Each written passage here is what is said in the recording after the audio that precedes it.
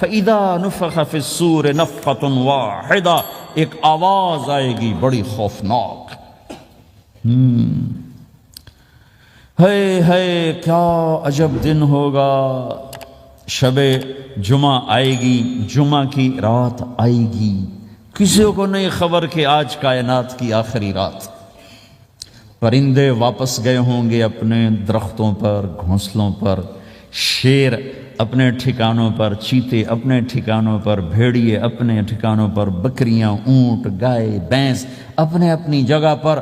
اور اگر یہ بولٹن اس وقت موجود ہوگا تو بولٹن کے باشندے سوئے ہوں گے اپنے گھروں میں. کوئی ادھر تیاری کہ میں نے جاب پہ جانا ہے، یہ میرا سامان پڑا ہے، میں نے اسکول جانا ہے، یہ میری کتابیں پڑھی ہیں، میں نے آفس جانا ہے، یہ میری فائلیں پڑھی، میرا لیپ ٹاپ پڑا ہوا ہے. یہ سب کچھ جیسے آج کی رات ہے ایسے ہی ایک رات آئے گی.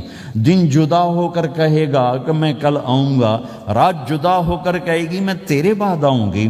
اور تارے چاند ستارے بھی ابھر کر نکل کر کہیں گے ہم نے کل بھی نکلنا ہے اور ہم نے کل بھی طلوع ہونا ہے. سورج بھی غروب ہوتے ہوئے یہ سوچ رہا ہوگا کہ کل میں نے پھر بھی نکلنا ہے، اور چاند بھی سوچ رہا ہوگا کہ میں نے اگلے دن بھی نکلنا ہے. لیکن اللہ کے سوا فرشتوں تک کو نہیں پتا کہ آج آخری دن آ چکا ہے.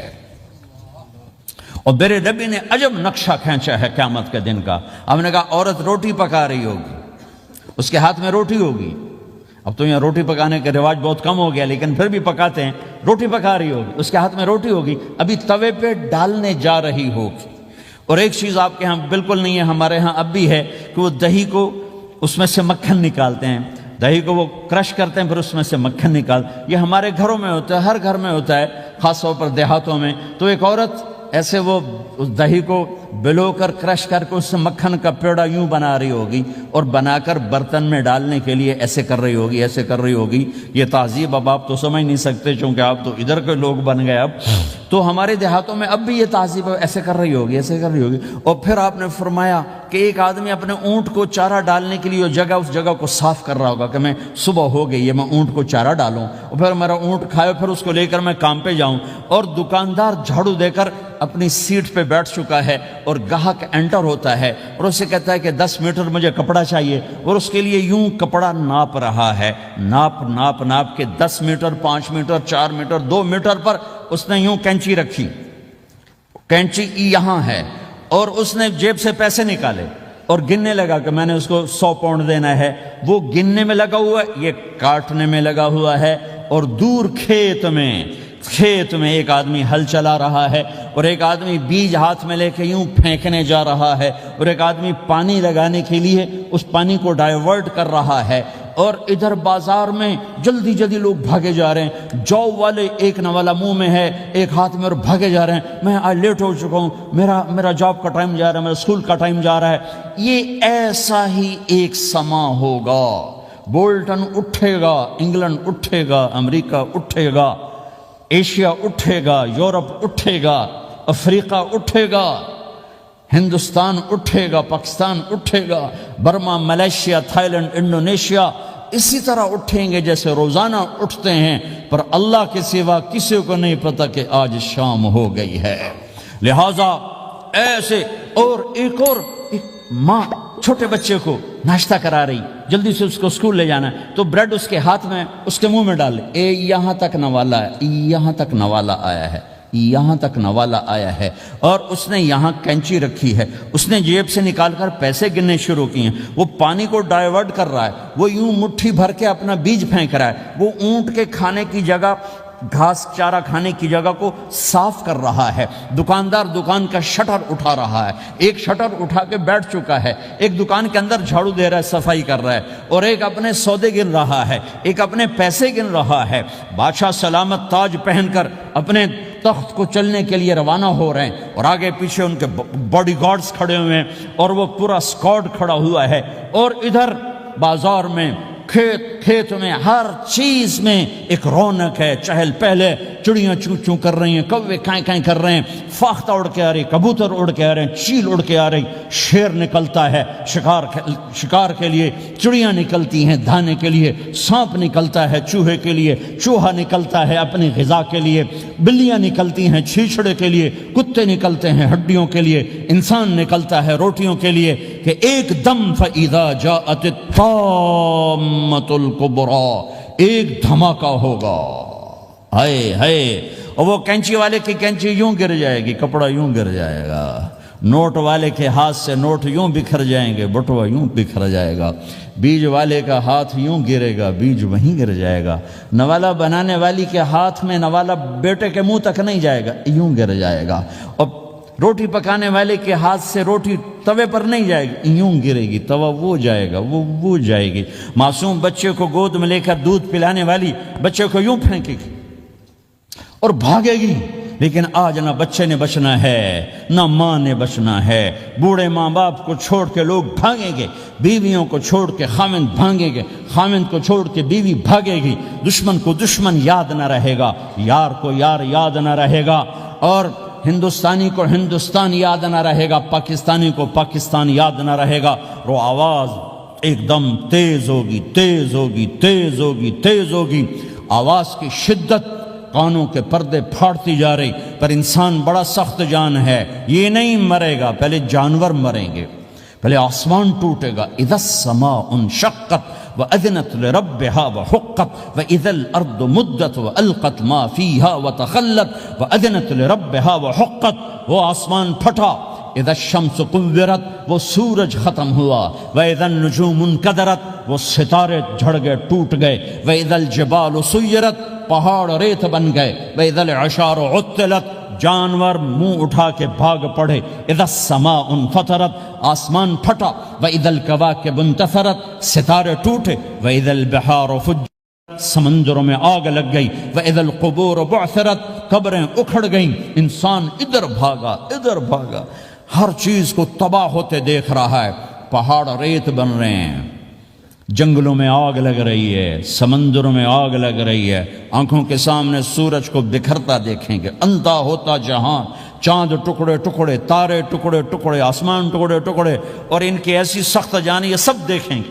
ان سارے مناظر کے بعد پھر میرے اللہ کی ایک خوفناک اسرافیل کی آواز آئی، اور سب، آج کوئی رونے والا نہیں ہے، آج کوئی کفن دینے والا نہیں ہے، آج کوئی قبر میں ڈالنے والا نہیں ہے، آج کوئی کندھا دینے والا نہیں ہے، آج سب کی اکٹھی موت ہے، آج سب ختم ہیں۔ پھر میرا رب پہلے آسمان کے فرشتوں کو موت دے گا، پھر دوسروں کو، پھر تیسرا آسمان، پھر چوتھا آسمان، پھر پانچواں آسمان، پھر چھٹا آسمان، پھر ساتواں آسمان، پھر اللہ تعالیٰ عرش کے فرشتوں کو موت دے گا، پھر اللہ تعالیٰ فرمائے گا جبریل میکائیل مر جائیں، تو اللہ تعالیٰ کا عرش سفارش کرے گا، یا اللہ جبریل میکائیل تو نہ مریں، ان کو تو بچا لے، تو اللہ تعالیٰ فرمائیں گے اسکت فقط کتبت الموت علی من کان تحت عرشی، خاموش رہو، میرے عرش کے نیچے سب نے مرنا ہے۔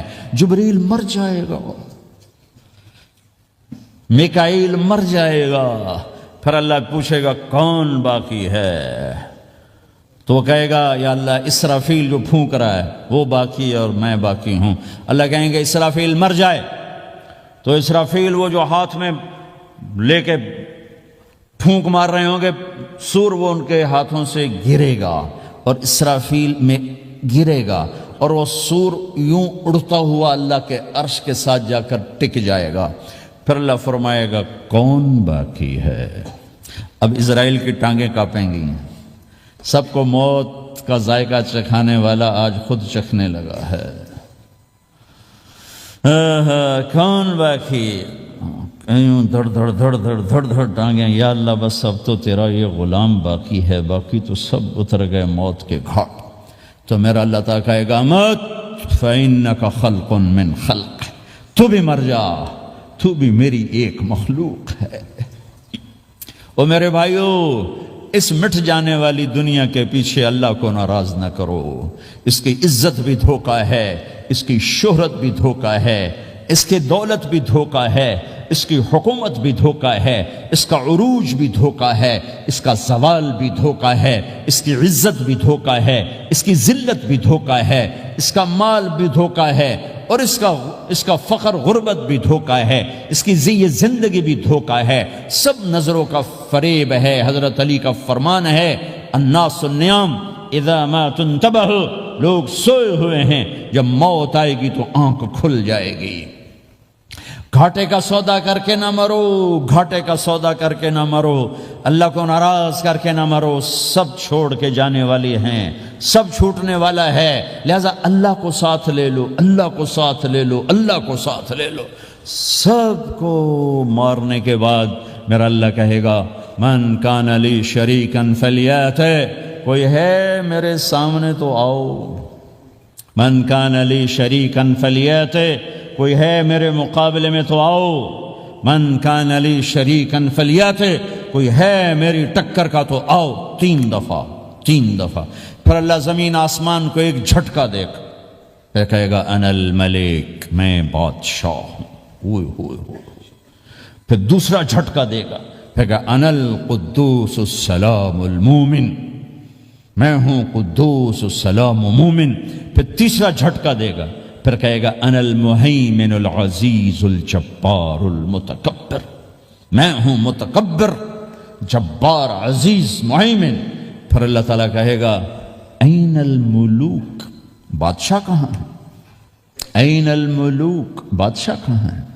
این المتکبرون، وہ تکبر کرنے والے کہاں ہیں؟ این الجبارون، ظالم کہاں ہیں؟ این المتکبرون، تکبر والے کہاں ہیں؟ کوئی ہو تو جواب دے۔ پھر اللہ تعالیٰ کہے گا لمن الملک اليوم، آج کون ہے بادشاہ، آج کس کی ہے بادشاہی؟ کوئی جواب دینے والا ہے ہی نہیں، تو اللہ خود کہے گا للہ الواحد القہار، آج اکیلے اللہ کی بادشاہ، آج بھی اسی کی ہے، آج بھی اسی کی ہے، پیچھے بھی اس کی تھی، آگے بھی اس کی ہے۔ للہ الامر من قبل ومن بعد، للہ الامر من قبل ومن بعد، ان الحکم الا للہ، الخلق والامر واللیل والنہار وما سکن فیہما للہ وحدہ، ان العزت للہ جمیعا، قل ان الامر کلہ للہ، للہ ما فی السماوات وما فی الارض، وان تبدوا ما فی انفسکم او تخفوه یحاسبکم بہ اللہ، لہ ما فی السماوات وما فی الارض وما بینہما وما تحت الثرى، وان تجہر بالقول فانہ یعلم السر واخفى۔ وہ کون ہے؟ اللہ۔ وہ کیسا ہے؟ لا الہ الا ہو۔ صفات کیسی ہیں؟ لہ الاسماء الحسنى۔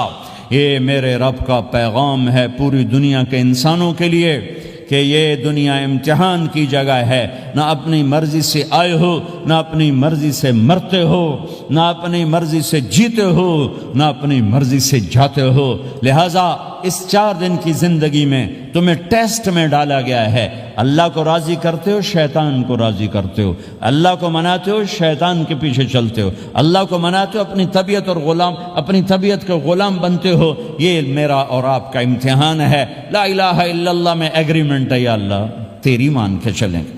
لا الہ الا اللہ ایگریمنٹ ہے، یا اللہ تیری مان کے چلیں گے۔ کیسے تیری مان کے چلیں گے؟ اگلا حصہ ہے محمد الرسول اللہ، تیرے حبیب کے طریقے پر چلیں گے۔ اللہ کو راضی کرنے کا ایک ہی راستہ ہے، عرب کے لیے، عجم کے لیے، کالے کے لیے، گورے کے لیے، سید کے لیے، قریشی کے لیے، ہاشمی کے لیے، پٹھان کے لیے، راجپوت کے لیے، گجراتی کے لیے، ملائی کے لیے، تھائی کے لیے، انڈین کے لیے، سب کے لیے ایک راستہ ہے، ایک راستہ ہے، ایک راستہ ہے، وہ ہے محمد الرسول اللہ۔ جب آپ معراج پہ گئے تو آپ نے کہا یا اللہ، آپ نے ابراہیم کو خلیل بنایا اور موسیٰ کو کلیم بنایا اور داود کو لوہا نرم کر کے دیا، سلیمان کو ہوا تابع کر کے دی، اور عیسیٰ علیہ السلام کے لیے مردے زندہ کیے، میرے لیے کیا ہے؟ تو اللہ تعالیٰ نے فرمایا اولیس قد آتیتک افضل من ذلک کلہ، میرے محبوب میں نے آپ کو وہ دیا ہے جو کسی کو نہیں دیا۔ وہ کیا دیا ہے؟ کہ اللہ ذکرت الا ذکرت معی، قیامت تک تیرا میرا نام اکٹھا رہے گا، الگ نہیں ہو سکتا، ایسے رہے گا۔ لا الہ الا اللہ محمد رسول اللہ۔ لا الہ الا اللہ میں 12 حرف ہیں، 12۔ محمد رسول اللہ میں 12 حرف ہیں۔ لا الہ الا اللہ 12 حرفوں سے بنا ہے، لام اور الف، یہ اس کو گنو تو 12 بنتے ہیں، پھر میم اور ہا اور میم اور دال کو آگے تک گنو تو 12 بنتے ہیں، ادھر بھی 12 ادھر بھی 12، پھر حرف کی دو قسمیں ہیں، ایک نقطے والے، ایک بغیر نقطے والے۔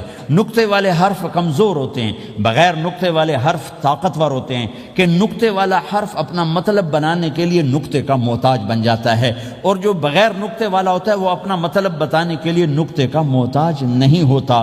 جیم کمزور ہے، ہا طاقتور ہے، ہا کو اپنا مطلب بتانے کے لیے نقطے کی ضرورت نہیں، جیم کو، خا کو اپنا مطلب بتانے کے لیے نقطے کی ضرورت ہے۔ سین طاقتور ہے، شین کمزور ہے، کہ شین کو اپنا مطلب بتانے کے لیے 3 نقطوں کی ضرورت ہے، سین کو اپنا مطلب بتانے کے لیے کسی نقطے کی ضرورت نہیں ہے۔ الف طاقتور ہے، با کمزور ہے، تا کمزور ہے، ہا طاقتور ہے، جیم کمزور ہے، خا کمزور ہے، دال طاقتور ہے، را طاقتور ہے، زا کمزور ہے، سین طاقتور ہے، شین کمزور ہے، صاد طاقتور ہے، ضاد کمزور ہے، تا طاقتور ہے، ضا کمزور ہے۔ یہ میں آپ کو حروف کی بات بتا رہا ہوں۔ جب میرے اللہ نے اپنا کلمہ بنایا، پہلے اپنا نام منتخب کیا اللہ، تو اس میں کوئی حرف نقطے والا نہیں آیا، ٹھیک ہے؟ اللہ کوئی نقطے والا حرف ہے؟ پھر اللہ نے اپنے نبی کا نام بنایا محمد، کوئی نقطے والا حرف ہے؟ پھر نام بنایا احمد، کوئی نقطے والا حرف ہے؟ پھر جب کلمہ بنایا تو کلمہ ان حرفوں سے بنایا جس میں کوئی نقطے والا حرف نہیں ہے۔ لا الہ الا اللہ محمد الرسول اللہ۔ سارے خزانے اللہ کے ہاتھ میں، ساری عزتیں بلندیاں اللہ کے ہاتھ میں، جانے کا راستہ محمد الرسول اللہ، پہنچنے کا راستہ محمد الرسول اللہ، لینے کا راستہ محمد الرسول اللہ، جہنم سے بچنے کا راستہ محمد الرسول اللہ، جنت میں جانے کا راستہ محمد الرسول اللہ، دنیا کی برکتیں عزتیں سمیٹنے کا راستہ محمد الرسول اللہ، ذلتوں پستیوں سے بچنے کا راستہ محمد الرسول اللہ۔ میرے حبیب جنت کے لیے چابی ہیں، جہنم کے لیے تالا ہیں، عزت کے لیے چابی ہیں، ذلتوں کے لیے تالا ہیں، محبتوں کے لیے چابی ہیں، نفرتوں کے لیے تالا ہیں، اللہ کی رضا کے لیے وہ چابی ہیں، اور اللہ کی ناراضگی کا وہ تالا ہیں۔ جو محمدی بن گیا، جو محمد مصطفیٰ صلی اللہ تعالی وسلم کی سیرت میں، ظاہر میں، باطن میں ڈل گیا، اللہ کا محبوب بن گیا، اللہ نے اپنا بنا لیا۔ ابو لہب قریشی، ہاشمی، سید، اور اللہ نے کہا تبت یدا ابی لہب وتب، ابو لہب برباد ہو گیا۔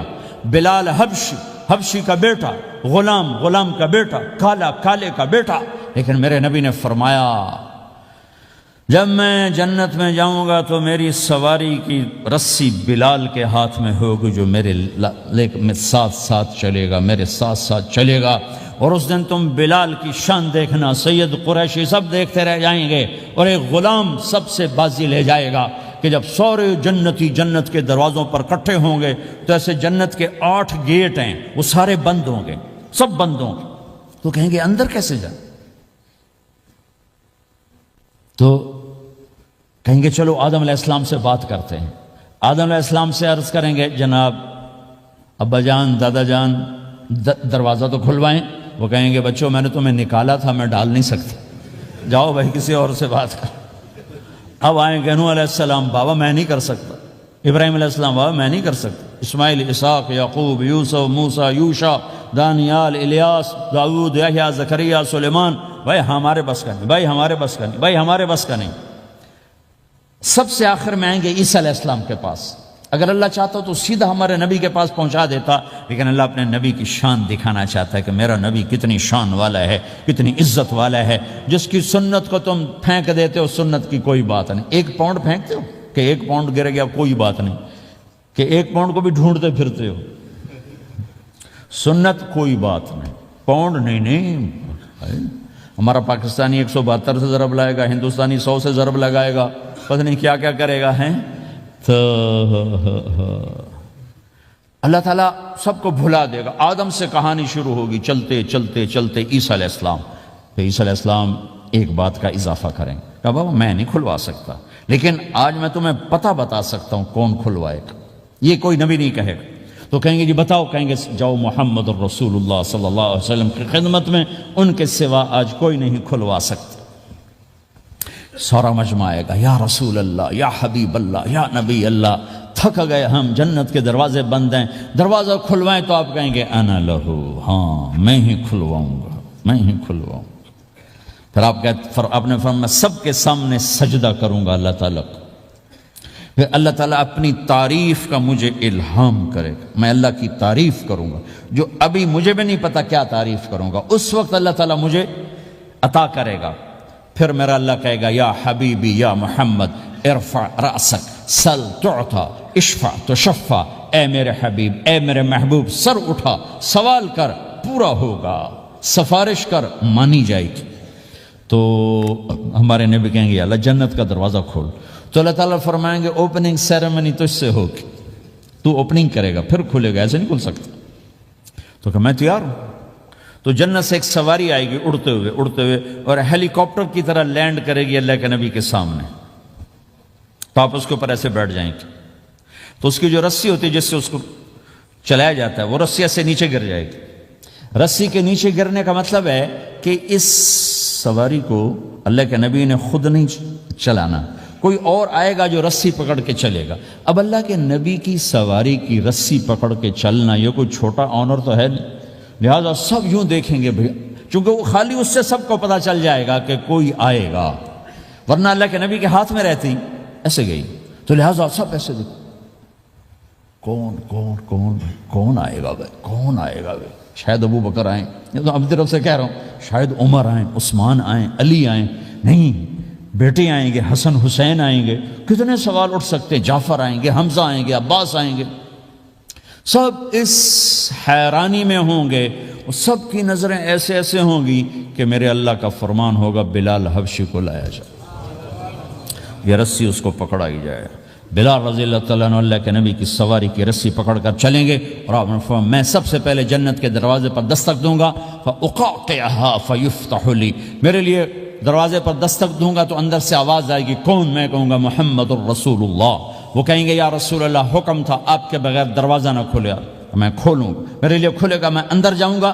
تو آپ نے فرمایا میرے ساتھ میری امت کے غریب لوگ پہلے میرے ساتھ جنت میں داخل ہوں، میری امت کے غریب لوگ پہلے میرے ساتھ جنت میں داخل ہوں۔ پھر آپ نے ایک عجیب بات فرمائی کہ میں دیکھوں گا کچھ عورتیں مجھ سے آگے نکل جائیں گی، کچھ عورتیں مجھ سے آگے نکل جائیں گی، تو میں ان کو حیران ہو کر پوچھوں گا تم کون ہو جو اپنے نبی سے آگے جا رہی ہے؟ وہ کہیں گے یا رسول اللہ ہم وہ ہیں جو جوانی میں بیوہ ہو گئیں اور اپنے بچوں کی خاطر دوسری شادی نہ کی، ان کی تربیت کے لیے دوسری شادی نہ کی، اور اپنے جذبات کو سینے میں دبا کے سو گئیں، ہم وہ ہیں۔ تو اللہ کے نبی نے فرمایا وہ مجھ سے بھی آگے گزر کے جائیں گی۔ ہمارے معاشرے میں کوئی بچی بیوہ ہو جائے، طلاق ہو جائے تو وہ ایک بوجھ بن جاتی، تو میرے نبی نے فرمایا تمہیں وہ صدقہ بتاؤں جس سے بڑھ کر کوئی صدقہ ہی نہیں ہے، کیا آپ نے فرمایا کہ میں تمہیں وہ صدقہ بتاؤں جس سے بڑھ کے کوئی صدقہ نہیں ہے؟ تو انہوں نے کہا جی وہ کیا؟ کہا الابنۃ المردودہ، جس کی بیٹی کو طلاق ہو گئی یا جوانی میں بیوہ ہو گئی اور لوٹ کے ماں باپ کے پاس آ گئی، اس پہ خرچ کرنا سب سے بڑا صدقہ ہے۔ چونکہ ماں باپ بھی تنگ پڑ جاتے ہیں اور بھائی تو پہلے ہی کہتے ہیں کہاں مصیبت سر پہ آ پڑی ہے، تو میرے نبی نے اس کو کور کرنے کے لیے، کیونکہ زندگی تو حادثات کا نام ہے، ہوتے رہتے ہیں، تو میرے نبی نے فرمایا سب سے اعلیٰ درجے کا صدقہ ہے اس بچی پہ خرچ کرنا جو طلاق ہو کے گھر واپس آ جائے یا بیوہ ہو کے گھر واپس آ جائے، اس پہ خرچ کرنا سب سے اعلیٰ درجے کا خرچ ہے۔ تو ان کی یہ قربانی کہ وہ اللہ کے نبی نے فرمایا مجھ سے بھی آگے جا رہی ہوں۔ آپ نے فرمایا جنت کی چابی میرے ہاتھ میں ہے، اللہ کا جھنڈا میرے ہاتھ میں ہے، کوئی نبی جنت میں جا نہیں سکتا جب تک میرا قدم نہ پڑ جائے، اور کوئی امت جنت میں جا نہیں سکتی جب تک میری امت نہ چلی جائے۔ تو بھائیو اللہ کے خزانوں تک پہنچنے کا راستہ ہے محمد الرسول اللہ، اور چونکہ قیامت تک آپ نے نمونہ بننا تھا تو اللہ نے اپنے نبی کی زندگی کی ہر شے محفوظ کر دی، کوئی چیز چھپی نہیں ہے۔ آپ کے جسم مبارک سے نکلا ہوا ہر عمل 1435واں سال شروع ہو چکا ہے، محفوظ ہے، مکتوب ہے، موجود ہے۔ کسی نبی کا حلیہ ایسے موجود نہیں جیسے ہمارے نبی کا حلیہ موجود ہے۔ آپ چلتے کیسے تھے؟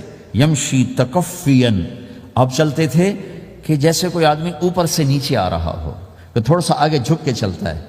اور آپ چلتے تھے کہ آپ کے پاؤں کا چلنے کا فاصلہ، قدم سے قدم فاصلہ چھوٹا ہوتا تھا، اور چال میں تیزی ہوتی تھی، چال میں تیزی، فاصلہ تھوڑا، اس طرح آپ چلتے تھے۔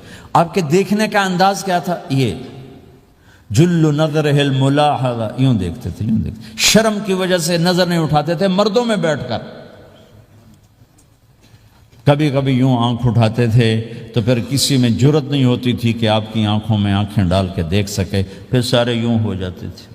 صرف 2 آدمی آپ کو دیکھ سکتے تھے اس وقت، جب آپ کی نظر اوپر ہوتی تھی تو 2 آدمی آپ کو دیکھ سکتے تھے، ایک ابو بکر اور ایک عمر، بس۔ آپ مسجد میں داخل ہوئے، آپ کے ادھر ابو بکر تھے، ادھر عمر تھے، سامنے مجمع تھا، آپ نے یوں ابو بکر کو پکڑا، یوں عمر کو پکڑا، یوں ان کے دونوں کے ہاتھ پکڑ کا، مجھے دیکھ رہے ہو؟ ہَكَذَا نُحْشَرُ يَوْمَ الْقِيَامَةِ، قیامت کے دن ہم تینوں یوں اٹھائے جائیں گے کہ میرے دائیں طرف ابو بکر ہوگا اور میرے بائیں طرف عمر ہوگا، اور ہم تینوں یوں اپنی قبروں سے نکلیں گے۔ زندگی کی ہر شے کیوں باقی ہے؟ یہ تو میں ادائیں چھوڑو، میرے نبی کی 9 بکریاں تھیں، 1 بکرا تھا، لبے ان کے نام اگر نہ ہوں تو کوئی ہماری شریعت میں فرق پڑتا ہے؟ لیکن میرے نبی کی بکریوں کے نام بھی ہم تک پہنچیں۔ ایک کا نام تھا عجوہ، ایک کا نام تھا سقیہ، ایک کا نام تھا برکہ، ایک کا نام تھا ورثہ، ایک کا نام تھا زمزم، ایک کا نام تھا اطلال، ایک کا نام تھا اطراف، ایک کا نام تھا قمرا، غیثاء، یہ میرے نبی کی بکریوں کے نام ہیں۔ اور بکرا تھا، اس کا نام تھا یم، عجوہ، سقیہ، زمزم، برکہ، ورثہ، اطلال، اطراف، غیثاء، قمراء۔ اور اس میں آپ کی بکری قمراء آپ کی زندگی میں مر گئی تھی، اتنی ڈیٹیل بھی موجود ہے۔ آپ کے 2 گدھے تھے، ایک کا نام تھا عفیر، ایک کا نام تھا یعفور۔ جس دن آپ کا انتقال ہوا، یعفور پورے مدینے کی گلیوں میں روتا پھر رہا تھا، وہ چیختا پھر رہا تھا، یہاں تک کہ کنویں میں چھلانگ لگائی اور مر گیا۔ آپ کی 4 اونٹنیاں تھیں، عزبا، شہبا، جدعا، قصوا۔ اس میں جو آپ کی اونٹنی عزبا تھی، ادھر آپ کا انتقال ہوا اور ادھر اس نے بیٹھے بیٹھے رونا شروع کر دیا، اور چارہ بھی چھوڑ دیا، پانی بھی چھوڑ دیا، اور بیٹھے بیٹھے بھوکی پیاسی مر گئی۔ چارہ نہیں کھایا، پانی نہیں پیا۔ آپ کے 2 خچر تھے، ایک کا نام تھا دلدل، ایک کا نام تھا فضہ۔ آپ کے 2 اونٹ تھے، ایک کا نام تھا عسکر، ایک کا نام تھا ثعلب۔ گھوڑے آپ نے بہت رکھے، آئے گئے، ورد، یعصوب، یعبوب، مرتجل، لزاز، طراز، ثقب، سبحہ، ورد، یہ سجل، یہ میرے نبی کے خوبصورت عالی شان گھوڑے ہیں۔ گھوڑوں کے نام بھی ہم تک آئے ہوئے ہیں۔ میرے نبی کا نسب اگر ہمیں نہ معلوم ہو تو ہماری شریعت میں کیا فرق پڑتا ہے؟ لیکن آدم علیہ السلام تک اللہ تعالیٰ نے اپنے حبیب کا نسب پیڑھی کو سلامت رکھا ہوا ہے۔ محمد بن عبداللہ بن عبد المطلب بن ہاشم بن عبد مناف بن قصی بن کلاب بن مرہ بن کعب بن لوی بن غالب بن فہر بن مالک بن نضر بن کنانہ بن خزیمہ بن مدرکہ بن الیاس بن مدر بن نزار بن معد بن عدنان بن اود بن حمیصہ بن سلامان بن عوز بن بوز بن قموال بن ابی بن عوام بن ناشد بن حزا بن بلداس بن یدلاف بن طابخ بن جاحم بن ناحش بن ماخی بن عیفی بن عبقر بن عبید بن الدعاء بن حمدان بن سنبر بن یثربی بن یحزن بن یلحن بن ارعوا بن عید بن ذیشان بن عیسر بن اقناد بن ایہام بن مقصر بن ناحد بن زار بن سمی بن مزی بن عوض بن عرام بن قیدار بن اسماعیل بن ابراہیم بن آذر بن ناحور بن سروج بن رعو بن فائج بن عابر بن ارفخشاد بن سام بن نوح بن لامک بن متوشال بن ادریس بن یرد بن ملہلیل بن قینان بن آنوش بن شیسر بن آدم علیہ السلام۔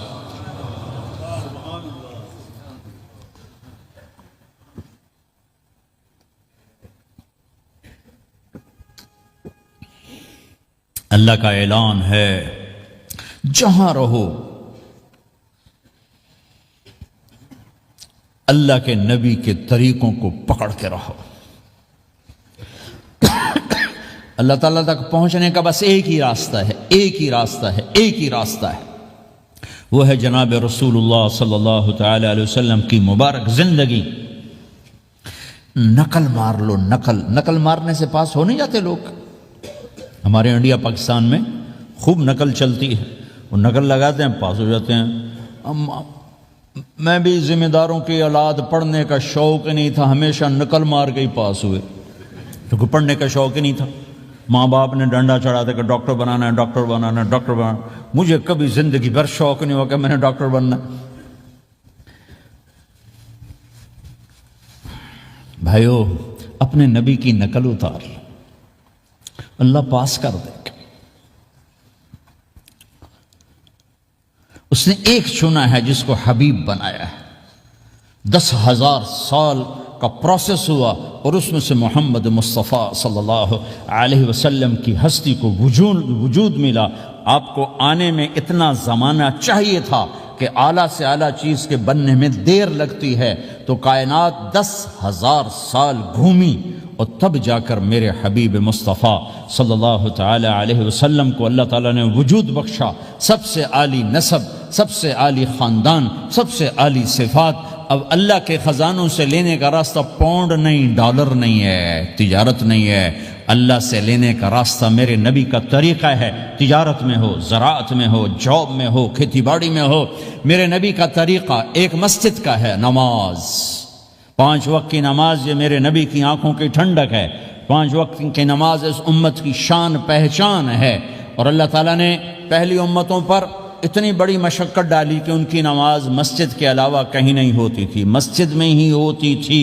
ہمارے لیے کتنی آسانی کر دی. جاب میں ہے، مصلی بچھا، نماز پڑھ.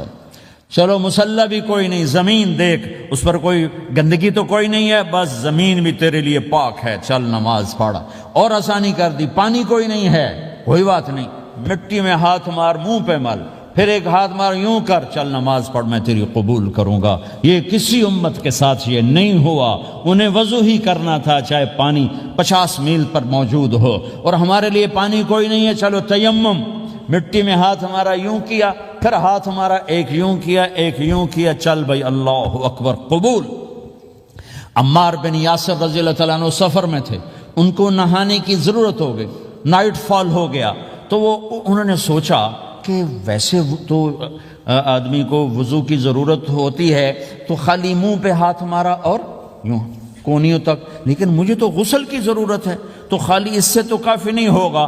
تو انہوں نے کپڑے اتارے، اکیلے تھے، ریت کے اوپر کبھی یوں لیٹے، کبھی یوں لیٹے، کبھی یوں لیٹے، 3-4 دفعہ یوں اور یوں رول ہوتے ہوتے پھر انہوں نے نماز پڑھی.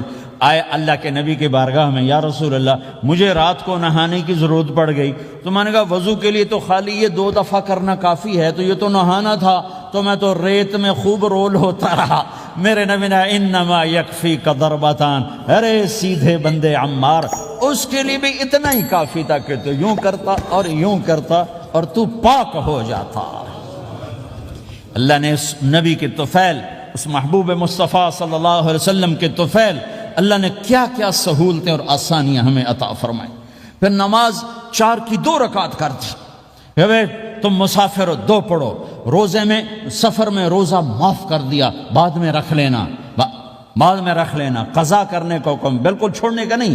اور کہا کہ بھائی مریض ہو چھوڑ دو، مسافر ہو چھوڑ دو، اور نماز 2 رکعت کر دو، سنتیں چھوڑ دو. ابن عمر رضی اللہ تعالیٰ عنہ بیٹھے تھے تو انہوں نے 2 رکعت پڑھ کے بیٹھ گئے. تو ان کے خادم نے کہا سنتیں نفل نہیں پڑھو گے؟ کہا اگر پڑھنا تو 4 فرض پڑھتا میں، میرے اللہ نے معافی دی تھی تو میں کیوں پڑھوں؟ میرے نبی نے سفر میں سنتیں نہیں پڑھی کبھی، اپنی امت کو سہولت دینے. فجر کی سنتیں 2 پڑھتے تھے، اس کے علاوہ سنتیں نہیں پڑھی تاکہ میری امت کو سہولت ہو، آسانی ہو. ایک دفعہ بارش ہو رہی تھی اور کوئی جگہ نہیں تھی نماز پڑھنے کے لیے، تو آپ نے اپنی اونٹنی کو آگے کیا اور اس پر بیٹھ گئے. بیٹھے ہی تھے، پیچھے صحابہ نے اونٹنیوں پر ہی صفیں بنائیں اور یہ نماز اونٹنی پہ بیٹھ کر ادا کی گئی. بارش کے اندر نماز اونٹنی کے اوپر نماز بھی ہو گئی، رکوع بھی ہو گیا، سجدہ بھی ہو گیا، سلام بھی ہو گیا.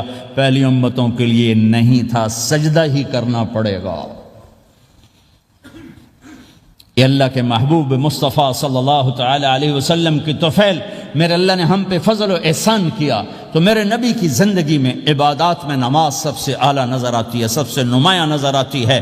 اور پھر بازار میں، گھر میں، دفتر میں، ماحول میں میرے نبی کے اخلاق یہ زندگی کا دوسرا روشن پہلو ہے۔ میرے نبی کی ساری زندگی دو لفظوں میں آتی ہے، عبادت اخلاق، عبادت اخلاق، یا دو اور لفظ، حقوق اللہ، حقوق العباد، حقوق اللہ، حقوق العباد۔ حقوق اللہ میں نماز سب سے اعلیٰ، اور حقوق العباد میں لوگوں کی برداشت کرنا، لوگوں سے درگزر کرنا، معاف کرنا، جھوٹ سے بچنا، دھوکے سے بچنا۔ میرے نبی سے پوچھا گیا یا رسول اللہ مسلمان کنجوس ہو سکتا ہے؟ ہم نے کہا ہو سکتا ہے۔ یا رسول اللہ مسلمان کمزور ہو سکتا ہے، بزدل ہو سکتا ہے، ڈرپوک ہو سکتا ہے؟ آپ نے کہا ہو سکتا ہے۔ یا رسول اللہ مسلمان جھوٹ بول سکتا ہے؟ آپ نے کہا نہیں، جھوٹ نہیں بول سکتا، جھوٹ نہیں بول سکتا۔ ہے میرے نبی نے فرمایا میرا امتی ہر گناہ کر سکتا ہے پر ایک جھوٹ نہیں بولے گا، ایک دھوکہ نہیں دے گا۔ لیکن پوری دنیا میں سب سے زیادہ جھوٹ بولنے والا اور دھوکہ دینے والا وہ اس امت کا فرد بن چکا ہے۔ سب سے زیادہ دھوکہ دینے والے ہم بن گئے، سب سے زیادہ جھوٹ بولنے والے ہم بن گئے۔ اور میرے نبی نے فرمایا تھا کہ مسلمان جھوٹ نہیں بولتا، دھوکہ نہیں دیتا، ہر گناہ کر سکتا ہے، جھوٹ نہیں بولے گا، دھوکہ نہیں دے گا۔ یہ میرے نبی کی زندگی کا دوسرا پہلو ہے کہ سچائی پہ جمو۔ چند پیسے بچانے کے لیے جھوٹ بولنا، ٹیکس بچانے کے لیے جھوٹ بولنا، کتنے پاؤنڈ بچا لوگ؟ ادھر تمہارے سامنے سچ روشن کھڑا ہوا ہے۔ میرے نبی نے کہا الصدق ینجی والکذب یہلک۔ ادھر جھوٹ کھڑا ہے، ادھر جھوٹ کے ساتھ 4 پاؤنڈ بچیں گے، ادھر سچ کے ساتھ اللہ ملے گا، لے لو جو لینا ہے لے لو۔ ہاں، الا لعنت اللہ علی الکاذبین، جھوٹوں پہ اللہ کی لعنت۔ اس لعنت کے ساتھ 400 پاؤنڈ بچا لیے، 4000 بچا لیے، 4 ملین بچا لیے، 4 بلین بچا لیے، 4 ٹریلین بچا لیے، ساری دنیا کو بچا لیا، اور اوپر اللہ کی لعنت پڑی تو اللہ کی قسم گھاٹے کا سودا ہے۔ اور سچے ہو گئے، سچ بولا، یہ میں 100 پاؤنڈ کماتا ہوں، لے لو جو لینا ہے اس میں سے، یہ میں 1000 پاؤنڈ کماتا ہوں، لے لو جو لینا ہے، یہ میں 50,000 پاؤنڈ کماتا ہوں، لے لو جو لینا ہے۔ کہ مسلمان کی زبان سے جھوٹ نہیں نکلتا، سچ ہی بولتا ہے۔ آپ تشریف لے جا رہے ہیں، ایک آواز ہے یا رسول اللہ، آپ نے یوں دیکھا کوئی نظر نہیں آیا، پھر آواز ہے یا رسول اللہ، تو آپ نے دیکھا کہ ہرنی ڈیئر چھوٹی وہ کھڑی ہوئی رسی میں بندھی، تو آپ نے کہا کیا ہوا؟ کہا جی آپ کا صحابی مجھے پکڑ کے لایا ہے، میرے چھوٹے چھوٹے بچے بھوک سے رو رہے ہوں گے، آپ مجھے چھوڑ دیں، میں بچوں کو دودھ پلا کے واپس آ جاتا، مجھے پتا ہے میرے اللہ کی تقدیر میرے بارے میں کیا ہے۔ تو آپ نے کہا اگر تو واپس نہ آئی تو پھر؟ تو اس نے کہا مجھے اللہ جہنم میں ڈال دے۔ آپ نے اس کی رسی کھول دی، خود وہیں بیٹھ گئے، اس نے دوڑ لگائی اور پہاڑوں میں گم ہو گئے۔ تھوڑی دیر کے بعد وہ دوڑتی ہوئی آئی اور آ کے سر یا رسول اللہ میں حاضر ہو گیا۔ تو آپ نے اس کو باندھ کے وہیں آپ بیٹھ گئے نہیں۔ دیر کے بعد وہ صحابی آئے جنہوں نے اس کو شکار کیا تھا، پکڑا تھا، تو کہنے لگے ان کا یا رسول اللہ آپ یہاں کیسے؟ کہ میں ایک درخواست لے کر آیا ہوں۔ کہ کیا؟ کہ یہ ہرنی مجھے ہدیہ کر دو۔ کہ یا رسول اللہ سب کچھ آپ کا ہے، کہ بس یہ ہدیہ کر دو۔ یا رسول اللہ حاضر۔ تو آپ نے اس کو لے کر رسی اس کی گردن سے نکالی کہ جا بچی اپنے بچوں کے پاس جا کے خوشی منا۔ سچ نجات دیتا ہے اور جھوٹ ہلاک کرتا ہے۔ ایک ہرنی جان کی بازی کھیل گئی سچ بولنے کے لیے، تم چند پونڈوں پہ جھوٹ بولتے ہو، ایمان کو برباد کر کے رکھ دیتے ہو۔ مسلمان جھوٹ نہیں بولتا، مسلمان دھوکہ نہیں دیتا، مسلمان کی زبان سے سخت بول نہیں نکلتا، کسی کو بے عزت نہیں کرتا، کسی کو کی بے اکرامی نہیں کرتا، کسی کا دل نہیں توڑتا، کسی کو ذلیل نہیں کرتا، خود سہتا ہے، اوروں کو خوشیاں دیتا ہے، خود دکھ سہتا ہے، اوروں کو راحت دیتا ہے، خود تکلیف سہتا ہے۔ یہ میرے نبی کے اخلاق ہیں، یہ میرے نبی کی زندگی ہے، اور یہ اسلام کا سب سے بڑا چیپٹر ہے اور سب سے مشکل چیپٹر ہے۔ جب میرے نبی نے لمبی نمازیں پڑھی تو اللہ نے روک دیا کہ میرے حبیب ما انزلنا علیک القرآن لتشقی، اتنی لمبی نماز نہ پڑھ کے تو تھک جائے۔ میرے نبی نے تبلیغ میں زور دکھایا تو اللہ نے روک دیا، فلتذهب نفسک علیہم حسرات، میرے نبی اتنا غم نہ کر کے آپ خود ہی آہیں بھرتے بھرتے آپ مر جائیں۔ میرے نبی نے مال سارا خرچ کیا، اللہ نے اس سے بھی روک دیا، ولا تبسطها كل البسط فتقعد ملوما محسورا، اتنا خرچ نہ کریں کہ آپ خود پھر دکھی ہو کے بیٹھ جائیں۔ خرچ کرنا بہت بڑا عمل، تبلیغ سب سے سارے عملوں کا سردار عمل، تبلیغ سے بڑا کوئی کام ہوتا تو اللہ نبیوں کو دیتا، اگر تبلیغ سے بڑھ کر کوئی کام ہوتا تو اللہ نبیوں کو دیتا، گشت سے بڑھ کر کوئی محنت ہوتی تو اللہ نبیوں کو دیتا۔ 950 سال نوح علیہ السلام گشتی کر رہے ہیں، اور اللہ کی مان لو، اللہ کی مان لو، اتنا عظیم عمل کا میرے نبی درمیانہ نماز سب سے بڑی عبادت، میرے نبی درمیانہ کام، لیکن جب میرے نبی نے اخلاق اچھے کیے، دشمن کو معاف کرنا۔ لیکن ایک آدمی آپ سوئے ہوئے تھے، آپ کی تلوار لٹکی تھی، ایک آدمی آیا، اس نے آپ کی تلوار اتاری اور یوں ماری پسلی میں، آپ اٹھ کے بیٹھ گئے۔ اب وہ قتل کے ارادے کے لیے آ چکا ہے اور تلوار یہاں ہے، کہتا من یمنعک منی، اب بول تمہیں کون بچائے گا؟ تو آپ نے مسکراتے ہوئے کہا اللہ، تو اس کے ہاتھ سے تلوار گر پڑی، تو آپ نے اٹھا لی، آپ نے یوں سیدھی کی، اب تو بچا، تجھے کون بچائے گا؟ وہ کہنے لگا مجھے تو ہی بچائے گا، وہ تو اللہ کو جانتا نہیں تھا، کہا بابا مجھے تو ہی بچائے گا۔ تو آپ کہتے ہیں اس کا سر اڑا دو، یہ نبی کو قتل کرنے آیا ہے۔ میرے نبی نے فرمایا کلمہ پڑھتے ہو؟ کہا نہیں پڑھتا۔ کہا جاؤ معاف کیا۔ یہ میرے نبی کے اخلاق ہیں۔ 20 سال جنہوں نے قتل کے منصوبے بنائے، مکہ والے، جب آپ مکہ میں فاتحانہ داخل ہوئے، ابو سفیان سب سے زیادہ آپ کو دکھ پہنچانے والوں میں پیش تو آپ نے ابو سفیان کو عزت دی۔ جو ابو سفیان کے گھر میں داخل ہوگا اس کو کچھ نہیں کہا جائے گا۔ آپ تو ابو سفیان کو بلا کے سولی پہ لٹکاتے، اور آپ کہہ رہے ہیں جو ابو سفیان کے گھر میں جائے گا اسے کچھ نہیں کہا جائے گا، جو بیت اللہ میں ہوگا اسے کچھ نہیں کہا جائے گا۔ سارا مکہ سامنے، آپ یوں بیت اللہ کا دروازے پر یوں دونوں ہاتھ ایسے ٹکا کے کھڑے تھے۔ پھر آپ نے کہا میں کیا کروں گا اب تمہارے ساتھ؟ تو سہیل بن عمر نے کہا آپ کریم ہیں، کریم کے بیٹے ہیں، تو آپ نے کہا جاؤ میں نے معاف کیا۔ یہ اخلاق آج مٹ چکے ہیں، مردوں سے، عورتوں سے، علم والوں سے، خانقاہ والوں سے، تبلیغ والوں سے، سب زیرو ہوئے پڑے ہیں۔ جب تک یہ اخلاق زندہ نہیں ہوتے اسلامی زندگی قائم نہیں ہو سکتی، اسلامی معاشرت قائم نہیں ہو سکتی، اور دین دو چیزوں سے آگے پھیلتا ہے، ایک دعوت اور ایک اخلاق۔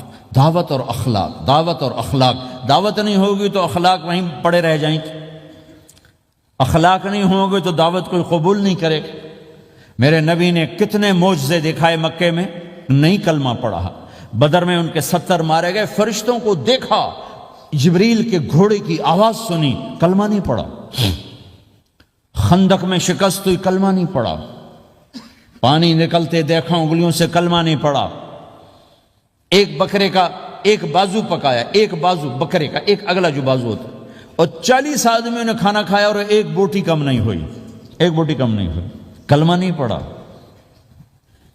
لیکن جب میرے نبی نے کہا جاؤ معاف کیا تو سارے ہی کلمہ پڑھ گئے کہ واقعہ یہ اخلاق نبی کے ہو سکتے۔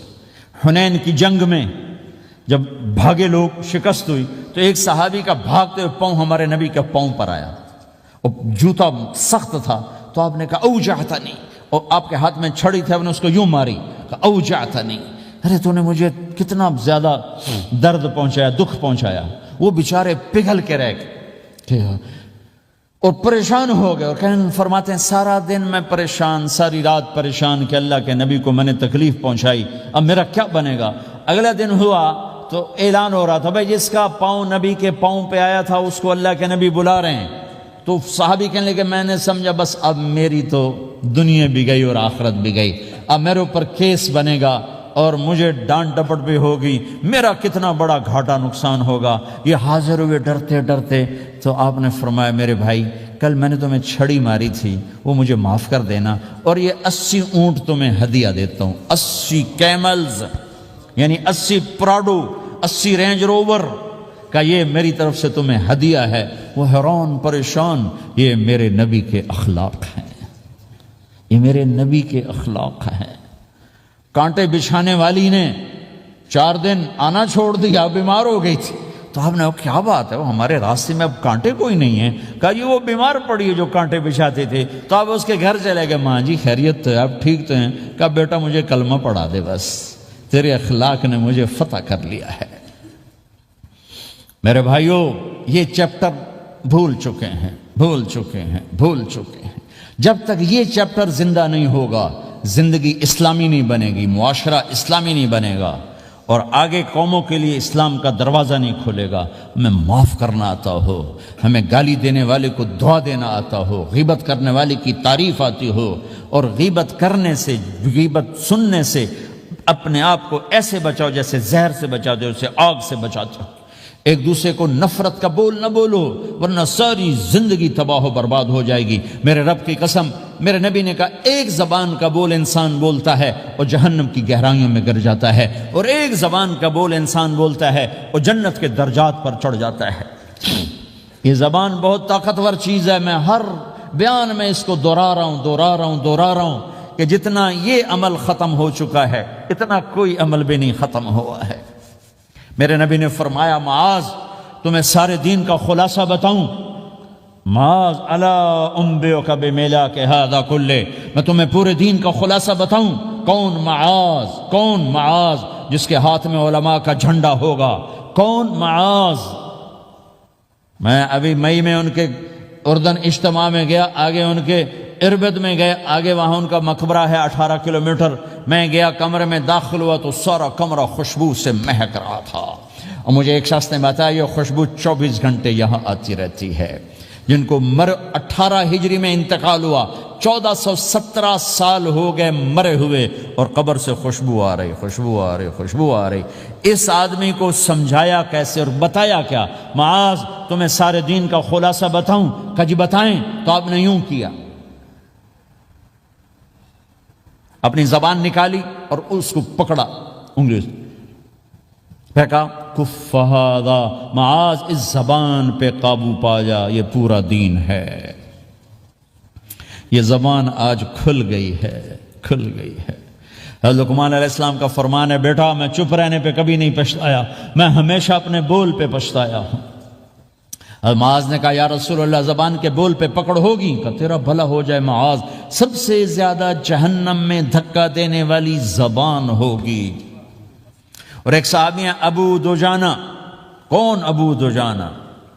السابقون الاولون من المہاجرین والانصار، اس میں پہلی صف کے صحابہ۔ کون ابو دجانہ؟ جب آپ حج پر گئے تو اپنی جگہ مدینے کا امیر ابو دجانہ کو بنایا۔ ابو دجانہ حج میں شریک نہیں ہوئے، کہ آپ نے اپنی جگہ ان کو اپنا نائب بنا کے وہاں کھڑا فرمایا ابو دجانہ میری جگہ پر مدینے کا امیر ہے، یہ وہ ابو دجانہ ہیں۔ کون ابو دجانہ؟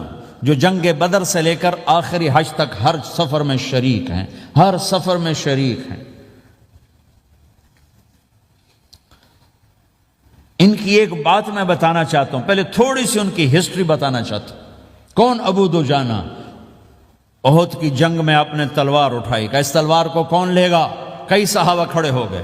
آپ نے کہا اس تلوار کا حق کون ادا کرے گا؟ سارے بیٹھ گئے، 3 آدمی کھڑے رہے، ایک زبیر بن عوام، ایک عمر بن خطاب، ایک ابو دجانہ۔ ان کا نام ہے سماک بن خرشنہ، سماک بن خرشنہ ان کا نام، ابو دجانہ سے مشہور ہے۔ تو آپ نے تلوار نہ عمر کو دی، نہ زبیر کو دی، ابو دجانہ کو دی تھی۔ تو عمر رضی اللہ عنہ نے تو محسوس نہیں کیا، حضرت زبیر نے محسوس کیا کہ اس کو کیوں دی، مجھے کیوں نہیں دی؟ میں مہاجرین میں سے ہوں، میں پھوپھی کا بیٹا ہوں، میں اس سے دلیری میں کم نہیں ہوں۔ بلکہ حضرت زبیر کی دلیری کی تو دھاک تھی، جدھر سلوار چلتی تھی کاٹتی چلی جاتی تھی، کہنے کہ میں دیکھوں گا یہ کیا کرتا ہے۔ تو ابو دجانہ کے پیچھے پیچھے زبیر ہو لیے۔ تو ابو دجانہ نے جو حملہ کیا تو 3000 کا لشکر تھا، اس کو چیر کے پار نکل کے، پورے لشکر کو کاٹ کے پار نکل کے، اور آگے عورتیں کھڑی تھیں جو مکے کے لشکر کو تیار کر رہی تھیں. نحن بنات طارقی نمشی علی النمارقی مشی القتل بوارقی المسک فی المخالقی المسک فی المفارقی والدر فی المخالقی ان تقبلوا نعانقی وتدبروا نفارقی فراق غیر وامقی. یہ گانا گا رہی تھیں اور ان کو تیار کر رہی تھیں. تو جب ابو دجانہ کی تلوار نظر آئی تو سب بھاگی. ہندا پکڑی گئی تو آپ نے یوں اپنی تلوار ہندا کے سر پر رکھی. انہوں نے چیخ ماری, تلوار ہٹا لی. تو زبیر پیچھے پیچھے کہ کیا کیا ہے؟ جنگ میں اگر کوئی عورت حصہ لے اسے مارنا جائز ہے, ویسے جائز نہیں ہے. عورت کو, بچے کو, بوڑھے کو ہاتھ لگانا جائز نہیں ہے. تو انہوں نے کہا تلوار کیوں نہیں چلائی؟ کہا میرے محبوب کی تلوار ہے, عورت کے خون سے رنگین کر کے اس کی شان نہیں گھٹانا چاہتا, یہ میرے نبی کی تلوار. پھر واپس ہوئے, پھر اٹیک کیا اور پھر مجمع کو چیر دیا. سامنے ایک آدمی آ رہا تھا ہاتھی کی طرح, اتنا لمبا موٹا تازہ. تو زبیر کہنے لگے میرے جی میں آیا کبھی اس کی ٹکر ہونا پھر میں دیکھوں ابو دجانہ کیا چیز ہے. تو اللہ کا کرنا ایسا ہوا ابو دجانہ دونوں آمنے سامنے ہو گئے. تو وہ ایسے شاہ سوار تھے کہ دونوں طرف کے لشکر ذرا تھم گئے اور وہ دونوں بھڑ گئے. ابو دجانہ کے اپنے جوہر, اس پہلوان کے اپنے جوہر, غبار اٹھا, مٹی اٹھی, اور اس کی اپنی طاقت, ان کی اپنی طاقت. انہوں نے ابو دجانہ کو اس نے زخمی کر دیا. ابو دجانہ نے جو جوش میں آ کے ماری تلوار, اس کو لگی یہاں, تو اتنی طاقت سے لگی کہ اس کے نیچے اتر کر 2 ٹکڑوں میں تقسیم کر دی. ماری تو ایک حصہ ادھر, ایک حصہ. پھر یوں دیکھا اور اپنے چہرے سے لوہی کی ٹوپی اتاری. کما ترا انا ابو دجانہ, کیا دیکھ رہے ہو؟ میں ہوں ابو دجانہ. تلوار صحیح لی ہے میں نے, غلط نہیں لی. یہ ابو دجانہ ہیں. اور جب شکست ہو گئی احد کی جنگ میں اور پھر 10-12 آدمی نے آپ کو گھیرے میں لیا ہوا تھا, ان میں ایک ابو بکر تھے, عمر تھے, علی تھے, طلحہ تھے, زبیر تھے, سعد بن ابی وقاص تھے, اور سہل بن حنیف تھے, عبادہ قتادہ بن نعمان تھے, اور ابو دجانہ تھے رضی اللہ تعالی عنہم. ان میں سے ایک ابو دجانہ بھی تھے. اور یمامہ کی جنگ میں ابو دجانہ شہید ہوئے. یمامہ کی جنگ میں شہید ہوئے. یہ ابو دجانہ کی تھوڑی سی سیرت آپ کے سامنے آئی ہے. اس کے بعد اب آپ ان کے قول کو سنو تاکہ اس کا وزن آپ کے سامنے آئے.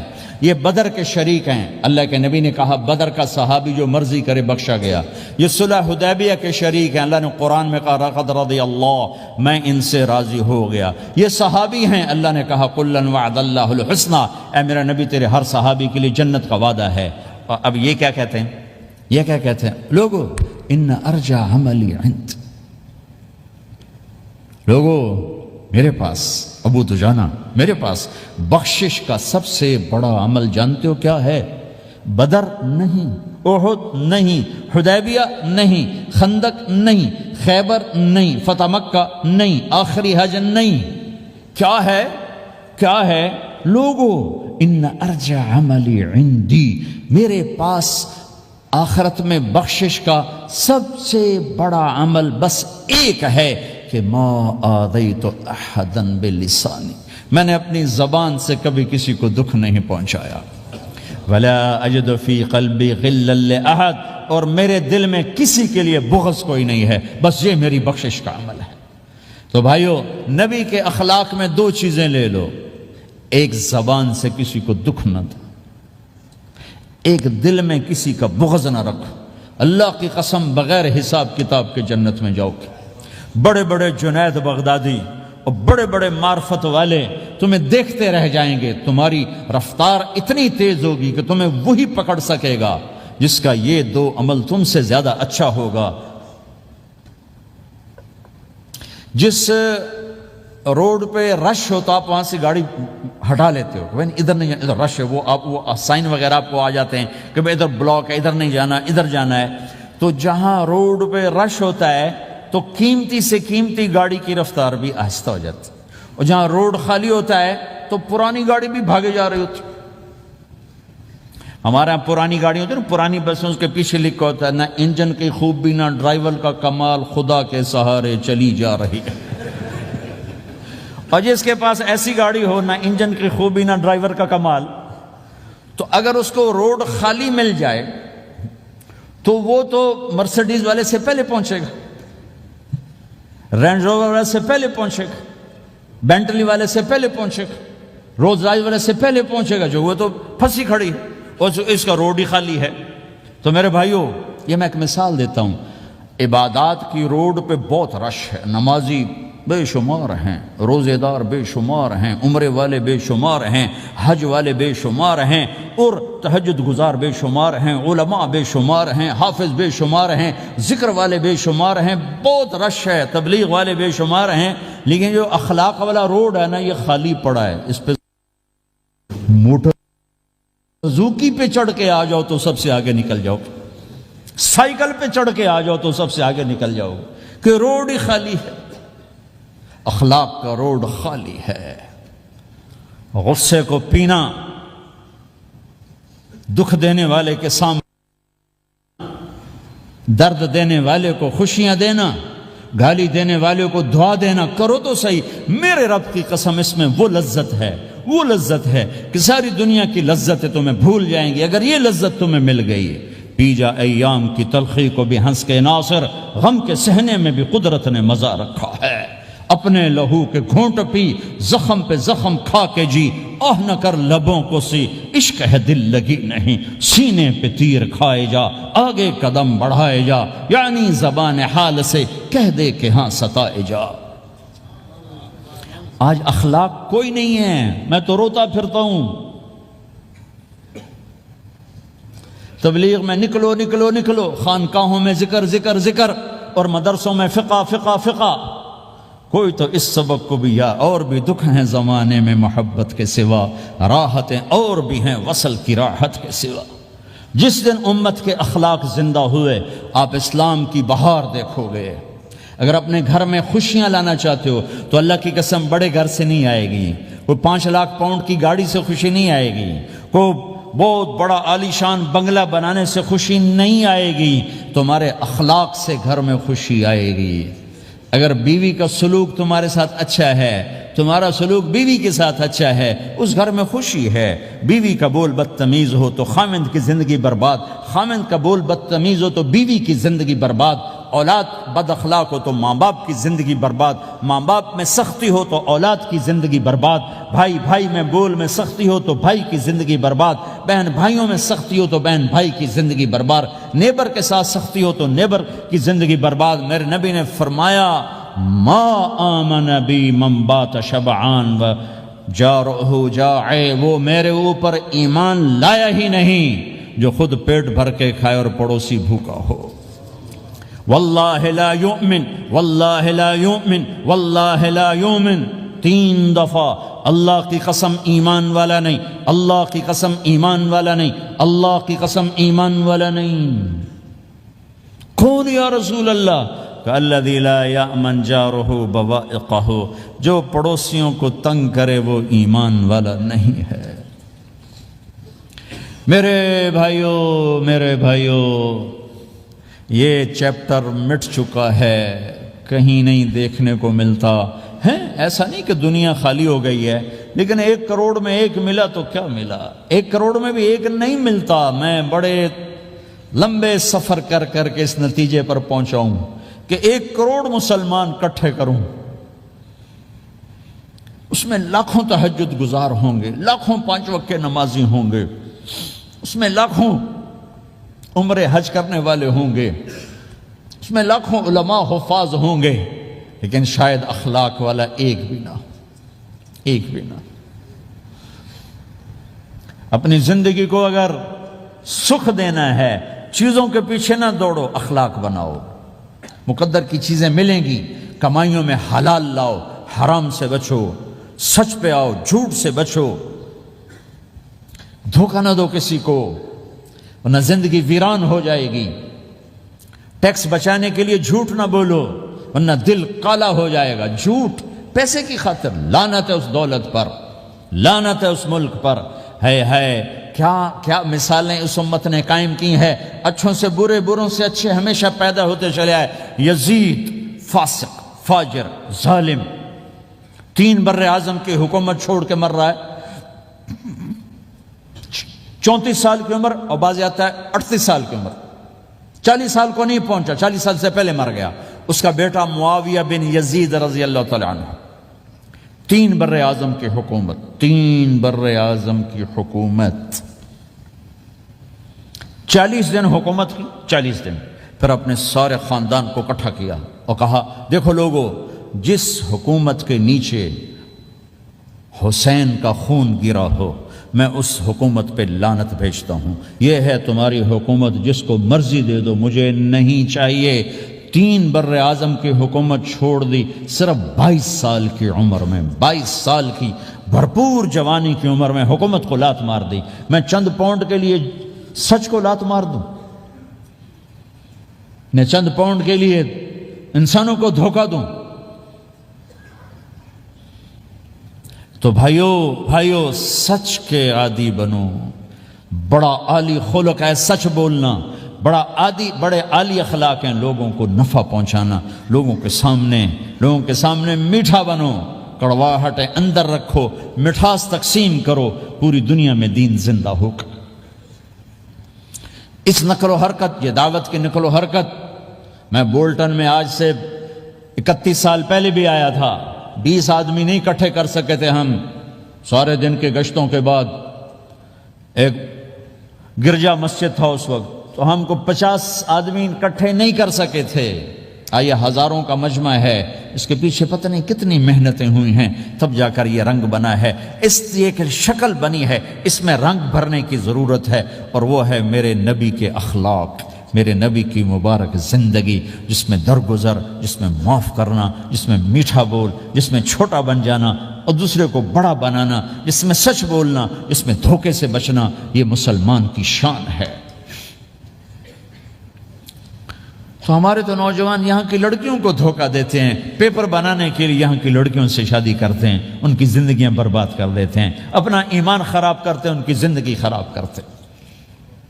مسلمان ہی دھوکے باز بن جائے تو لوگوں کو راہبری کون راہبر کون بنے گا؟ تو میرے بھائیو، اللہ اس کے رسول کو ڈھونڈنے کے لیے یہ تبلیغ کی محنت ہے، در در پھرو، اور یہ 2 باتیں بن جائیں، ایک ہماری عبادات ٹھیک ہو جائے، ایک ہمارے اخلاق ٹھیک ہو جائے۔ اس کو لے کر جب ہم پھریں گے تو اللہ کے فضل سے ایک لہر چلے گی جو دنیا کے ہر آخری کونے تک پہنچے گی، ہر گھر کو اللہ تعالیٰ توحید کے نور سے روشن کر دے گا۔ اس کے لیے ہم وقت مانگتے ہیں کہ یہ ایک زندگی ہے جو میرے 1.25 گھنٹے کی تقریر سے 1.5 گھنٹے کی تقریر سے قابو میں نہیں آئے گی۔ اس کو سیکھنے کے لیے وقت مانگتے ہیں۔ نکلو میرے بھائیو، اور آج تک جو اللہ پاک کے ساتھ، اللہ کے رسول کے ساتھ کوئی جنگ کی، اس سے صلح کر لو، کسی سے لڑے ہوئے ہو فوراً صلح کر لو، اس کو بھی منا لو، اس سے بھی مان جاؤ، کسی سے روٹھے نہ رہو، کسی سے قطع تعلق نہ کرو، سب سے سلام کرو، دل کو صاف رکھو۔ ابو دجانہ جیسی ہستی فرماتے ہیں کہ میری بخشش کا عمل یہ ہے کہ زبان سے دکھ نہیں دیا، دل میں بغض کوئی نہیں، اور وہ کہتے ہیں یہ میرا سب سے بڑا عمل ہے۔ یہ اپنے نبی کے اخلاق میں 2 باتیں لے لیں، اس زبان سے کسی کو دکھ نہ پہنچے، دل میں کتنا ہی لوگ ستائیں، بغض نہ رکھو، صاف کرو، دھو دو، اور فرائض میں نماز چھوٹے نہیں، اور پھر اس کو لے کر یہ امت پھرے، چونکہ اس امت کا کام بیٹھنا نہیں ہے، اس امت کا اجتماعی جرم ہے کہ انہوں نے اللہ کے دین کے لیے پھرنا چھوڑ دیا، اس امت کی اجتماعی خطا ہے کہ انہوں نے اللہ کے پیغام کو آگے پہنچانا اس کو اپنا کام نہ سمجھا، اس کے لیے پھرنا چھوڑ دیا، تو اپنے بھی ہاتھوں سے نکل گئے، پرائے تو پہلے ہی پرائے تھے۔ تو میرے بھائیو، اس کے لیے نیت کرو، ارادے کرو۔ جو بھائی یہ تیار ہوں یہ دسمبر کے آخر تک، تو وہ کھڑے ہو کر ذرا اپنے ناموں کا اظہار فرما دیں، اور یہ جو چھٹیاں آ رہی، یہ ساری چھٹیاں لگانے کے لیے جو نوجوان تیار ہوں وہ بھی کھڑے ہو کے اپنی شکلیں زیارت کروا دیں، اللہ بھی راضی ہو جائے، اللہ کا نبی بھی راضی ہو جائے، جلدی سے کھڑے ہو کر بتا دیں۔ فرمائیں جی۔ ہمت کر کے فرمائے بے ماشاءاللہ، اپنے نام لکھوائے ماشاءاللہ۔ بولو بھائی، یہ چھٹیاں تو ماشاءاللہ ہوتی ہیں، اس میں نوجوانوں کو نکلنا چاہیے۔ اکثر نوجوان بیٹھے ہیں، اٹھو بھائی۔ جی بھائی، ہمت فرمائے بے ماشاءاللہ۔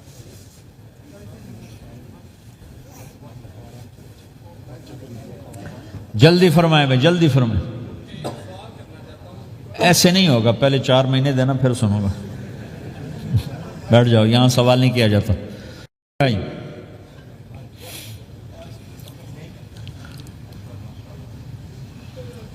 جلدی سے بتائیں بھائی، جلدی سے بتائیں بھائی.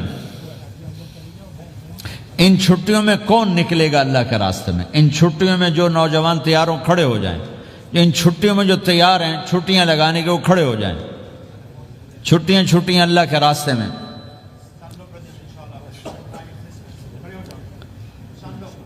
ہاں بھائی فرمائیں جی، فرمائیں جی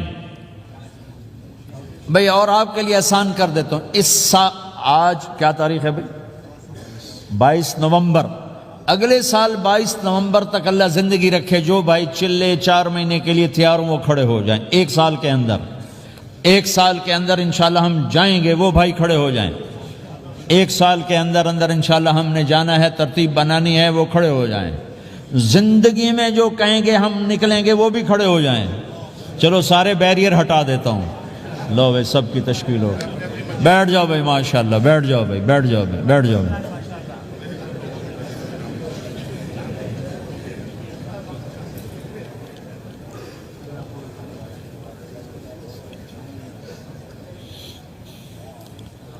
میں بیٹھ جا، میں دعا کرتے ہیں. دعا سے پہلے تھوڑی سی بات کرنا چاہتا ہوں، وہ سن لیں پھر انشاءاللہ دعا کرتے ہیں. مسلمان کی زندگی چلتے پھرتے دعوت ہے. مسلمان کی زندگی چلتی پھرتی دعوت ہے.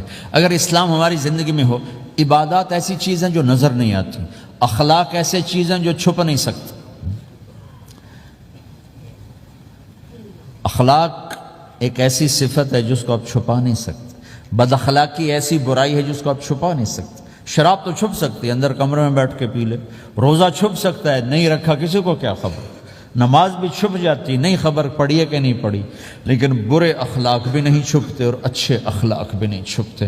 ایک اچھے اخلاق خوشبو کی طرح مہکتے ہیں اور برے اخلاق گندگی طرح بدبو چھوڑتے ہیں. ہمارا معاشرہ اسلامی اس وقت بنے گا جب ہمارے اخلاق عالی ہوں گے. تو یہ نقل و حرکت اس کو طاقت پہنچائے گی. یہ گھر بیٹھنے سے چیز نہیں آئے گی بھائی، پھرنا پڑے گا، دھکے کھانے پڑیں گے. لیکن ان دھکوں میں بھی اللہ نے بڑی لذت رکھی ہے. بہت عجب نشہ ہے اس کا. جنید جمشید مجھے پہلی دفعہ ملا 97، جب وہ بہت بڑا اس وقت تھا، وہ لیجنڈ گلوکار. تو اس نے مجھ سے کہا کہ مولانا جس گلیمر کو پاکستانی نوجوان خوابوں میں دیکھتے ہیں وہ گلیمر مجھے فزیکلی حاصل ہے، لیکن میرے اندر اندھیرا ہے، روشنی نہیں، خالی ہے. کیوں؟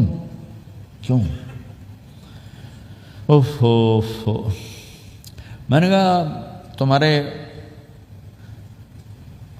سیدھے گھٹنے میں درد ہو، تم الٹے گھٹنے میں دوا لگاؤ تو فائدہ ہوگا کہنے کا نہیں. میں کہا اندھیرا تمہاری روح میں ہے اور تم روشن کر رہے ہو جسم کو، کبھی میوزک سے، کبھی کسی چیز سے، کبھی کسی چیز سے. تو عورت، شراب، میوزک، ان کا روح میں کوئی واسطہ ہی نہیں. یہ روح تک جاتی نہیں. ان کی پینیٹریشن جسم تک ہے اور جسم کو کنٹرول روح کرتی ہے. جب روح میں بھوک اٹھتی ہے تو وہ پریشانی میں کی شکل میں ظاہر ہوتی ہے. تم اللہ سے تعلق بنا لو، یہ سب کچھ ٹھیک ہو جائے گا. پھر جب اس نے 3 چیلے شروع کیے تو اس کا مجھے فون آیا. ہمارا ایک شہر ہے چھوٹا سا، زلزلے میں ختم ہو گیا تھا، بالاکوٹ.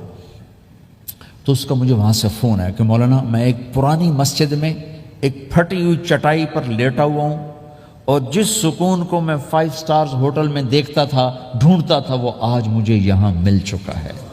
اور مجھے یوں لگتا ہے میں ہوا میں اڑ جاؤں گا، میں ہوا میں اڑ جاؤں گا.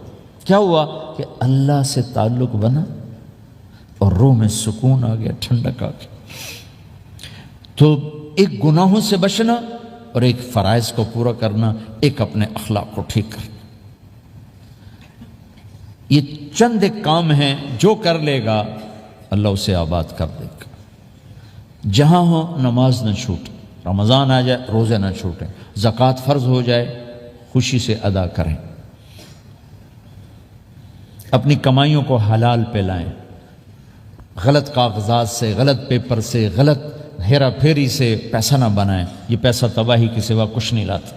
اپنی حلال کمائی کرو کہ میرے نبی کا فرمان ہے جو صبح سے شام تک حلال کمانے میں تھکتا ہے اس کے اس دن کے سارے گناہ معاف ہو جاتے. سعد بن معاذ بیٹھے تھے، ان کے ہاتھوں پر اللہ کے نبی کی نظر پڑی تو ہاتھ بڑے سخت تھے، تو آپ نے کہا سعد تیرے ہاتھ اتنے سخت کیوں ہیں؟ کہا جی میں اپنے باغ میں خود کام کرتا ہوں اس سے یہ سخت ہو گئے۔ تو آپ نے سعد کا ہاتھ پکڑا اور ایسے چوما اور کہا اپنے بچوں کو حلال کھلانے میں بچوں کو حلال کھلانے میں جو ہاتھ ایسا ہو جائے گا اس پہ جہنم کی آگ حرام ہو جائے گی۔ تو بھائیو حلال جھوٹ نہ داخل کرو، چاہے کتنے بڑے مفتی فتویٰ دیں کہ ٹیکس بچانے کے لیے جھوٹ بولنا جائز ہے، میں کہتا ہوں نہیں، سچ ہے۔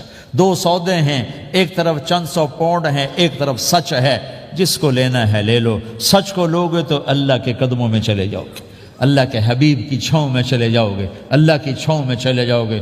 جھوٹ، ہاں صرف جھوٹ بولنا جائز ہے، دو بھائی لڑ پڑے ان میں صلح کرانے کے لیے جھوٹ بولنا جائز ہے۔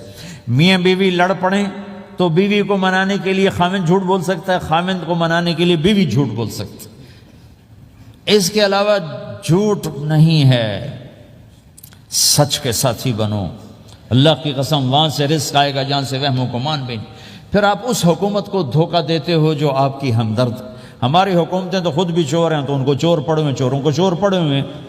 تمہاری حکومتیں تو چور نہیں ہیں، تو تم پہ خرچ کرتے ہیں۔ ان سے بینیفٹ لینا ہو تو پیچھے ہو، ان کو ٹیکس دینا ہو تو کہتے کدھر لکھا ہے شریعت میں ٹیکس دینا جائز ہے؟ کیا لکھا ہوا ہے؟ آگے مفتی بھی بیٹھے ہوئے فتوے دینے کے لیے۔ جب ان سے نفع اٹھاتے ہو تو ان کو نفع پہنچاؤ، ان سے سہولتیں لیتے ہو ان کو سہولت پہنچاؤ۔ یہ تمہارے خرچ کرنے میں دیانتدار ہیں، ان کے ساتھ بددیانتی نہ کرو۔ مسلمان ہو اور دھوکہ، یہ دو چیزیں جوڑ نہیں سکتی۔ اپنی عیاشی تھوڑی کم کر دو تو اللہ اس میں برکت دے گا۔ آپس میں کبھی اونچ نیچ ہو جائے فوراً صلح کرو، لڑائی پہ باقی نہ رہو کہ یہ ہم نے بات نہیں کرنی، ہمارا سلام دعا ختم، ایسا کبھی نہیں کرنا۔ اونچ نیچ ہوتی ہے لیکن فوراً صلح کرو۔ ماں باپ میاں بیوی کٹھے رہتے ہیں تو ہمارا سسرالی معاشرہ بہت سخت قسم کا ہے۔ ماں باپ اتنی مداخلت کرتے ہیں بچے میں کہ ان کی زندگی تباہ کر دیتے۔ ساس سسر بہو پہ اتنا حق جتلاتے ہیں کہ خاوند کا بھی اتنا حق نہیں رہ جاتا، اس سے زندگی ٹوٹ جاتی۔ اگر سسر ہو بہو کو عزت دو، ساس ہے بہو کو عزت دے، بہو ہے ساس سسر کو عزت دے۔ لیکن اللہ کی قسم ساس اور سسر کا بہو پہ کوئی شرعی حق کوئی نہیں۔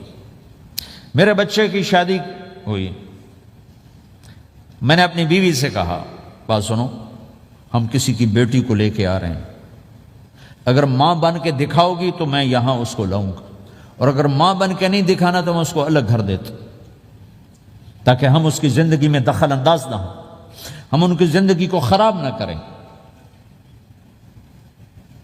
اگر کسی کے پاس الگ گھر دینے کی وسعت نہیں ہے تو وہ خود تو الگ ہو سکتا ہے کہ نہیں ہو سکتا؟ ایک ہی گھر میں رہتے ہیں، الگ گھر کی وسعت نہیں تو دونوں باہر نکل جاؤ، بچوں کی زندگی سے باہر نکل جاؤ، اپنا ان پر حاوی نہ کرو ورنہ آپ خود بھی برباد ہو جاؤ گے، ان کو بھی برباد کر دو۔ کتنی طلاقوں کے پیچھے ساس اور سسر ہیں، کتنی طلاقوں کے پیچھے میاں بیوی کی آپس کی بدتمیزی ہے کہ اس ماحول میں برداشت کرنے کا رواج ہی ختم ہو گیا۔ برداشت نہیں کرنا، بڑا نقصان سہنا ہے، چھوٹا نہیں سہنا۔ ڈائمنڈ کیسے بنتا ہے؟ ڈائمنڈ کاربن ہے، وہ ڈائمنڈ کیسے بنتا ہے؟ وہ پریشر کو برداشت کرتا اللہ چمکا کے اسے ڈائمنڈ بنوا دیتا۔ تو نوجوانوں کے ذمے ہے کہ اپنی بیوی کو پروٹیکشن دیں ماں باپ سے۔ ماں باپ زیادتی کریں سامنے آ جائیں، ہاتھ جوڑیں، پاؤں پکڑیں، بدتمیز نہ ہوں کہ ابا جی میں آپ کا حکم، اب مجھے اس کہیں کیا کرنا ہے، اماں جی اب مجھے فرمائیں میں کیا کرنا ہے، میرے ذمے ہے، اس کے ذمے نہیں ہے۔ بیوی زیادتی کرنے لگے تو اس کے سامنے ہو جاؤ، دیکھو بیگم یہ تیرا میرا رشتہ ٹوٹ سکتا ہے، ماں باپ کا رشتہ ٹوٹ نہیں سکتا ہے۔ ماں باپ کا وہ رشتہ ہے جسے توڑا نہیں جا سکتا، نکاح تو ایک بول پہ ٹوٹ جاتا ہے، میں تیری ہر ضرورت پوری کروں گا لیکن تو میرے ماں باپ کے لیے تکلیف کا باعث نہ بن۔ یہ مرد کی ذمہ داری ہے، ہم یہ معاشرہ بھلا چکے ہیں۔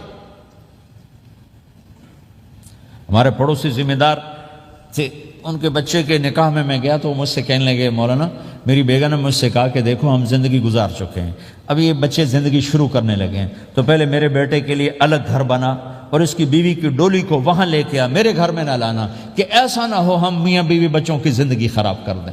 تو پہلے میں نے بیٹے کا گھر بنایا ہے، اب اس کی شادی کر رہا ہوں، اس کی بیوی کی ڈولی وہاں اترے گی، میرے گھر میں نہیں اترے گی، کہ ہم دونوں میاں بیوی کہیں ان کو خراب نہ کر بیٹھے۔ تو ہر آدمی کے پاس تو اتنے وسائل نہیں ہیں کہ وہ الگ گھر دے، لیکن یہ وسائل تو سب کے پاس ہیں کہ ان کی زندگی سے نکل جائے۔ ہاں ان میں کوئی کھٹ پٹ ہو جائے تو صلح کرانے آئیں، لیکن ہوتا کیا ہے کہ لڑکے کے ماں باپ اپنے بیٹے کے حمایتی ہوتے ہیں، لڑکی کے ماں باپ اپنی بیٹی کے حمایتی ہوتے ہیں، اور آپس میں جنگ شروع ہو جاتی، نہ یہ نیچے ہوتا ہے نہ وہ نیچے ہوتا ہے۔ نئی نئی شادی ہوتی، زندگی گزارنے کا پتہ نہیں ہوتا، ٹھوکریں کھاتے ہیں، تو ان کو سنبھالنے کی ضرورت ہوتی ہے، لیکن ہوتا کیا ہے کہ ماں باپ اپنے بیٹے کے کان میں نہ بیوی کی شکایتیں لگاتے رہے، یہ کرتی ہے یہ کرتی ہے یہ کرتی ہے، اور وہ بچی کو اس کے ماں باپ کہتے رہے یہ کرتے ہیں یہ کرتے ہیں یہ کرتے ہیں۔ زبان پر ٹیپ لگا لو